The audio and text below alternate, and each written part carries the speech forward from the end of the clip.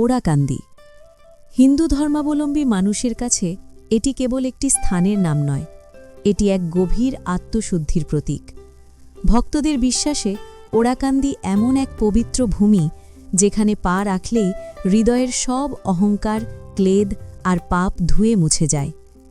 যুগ যুগ ধরে হিন্দু সমাজ ভক্তি ও শ্রদ্ধার সঙ্গে স্মরণ করে আসছে এই ওরাকান্দি ঠাকুরবাড়িকে। এই পুণ্যভূমি শ্রী শ্রী হরিচাঁদ ঠাকুরের বাসভূমি।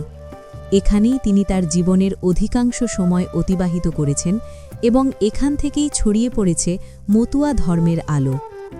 দর্শক বন্ধুরা, আজ আমরা আপনাদের নিয়ে ঘুরে দেখব এই পবিত্র ওরাকান্দি ঠাকুরবাড়ি। জানব শ্রী শ্রী হরিচাঁদ ঠাকুর ও শ্রী শ্রী গুরুচাঁদ ঠাকুরের জীবন কথা, মতুয়া আন্দোলনের ইতিহাস এবং এই স্থানের অলৌকিক বিশ্বাস ও ঐতিহ্য সম্পর্কে বিস্তারিত। তাই অনুরোধ, ধৈর্য ধরে সম্পূর্ণ ভিডিওটি দেখুন। এটাই ওরাকান্দি ঠাকুরবাড়ির প্রধান প্রবেশদ্বার। এই গেট দিয়েই প্রতিবছর লক্ষ লক্ষ ভক্ত প্রবেশ করেন পুণ্য স্নান ও দর্শনের উদ্দেশ্যে। ওরাকান্দি ঠাকুরবাড়িতে প্রতিবছর পালিত হয় ঐতিহ্যবাহী বারুণী মহামেলা।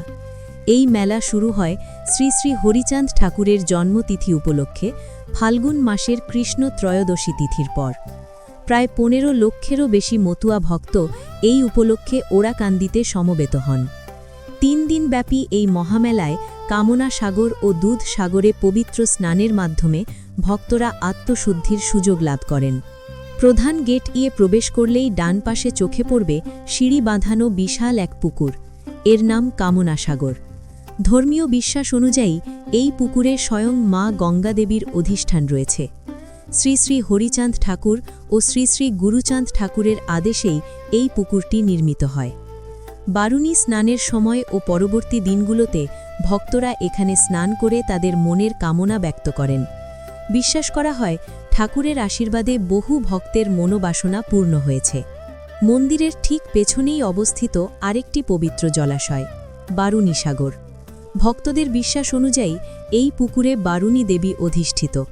প্রতি বছর শ্রী শ্রী হরিচাঁদ ঠাকুরের জন্মতিথিতে অসংখ্য ভক্ত এখানে বারুণী স্নান করেন।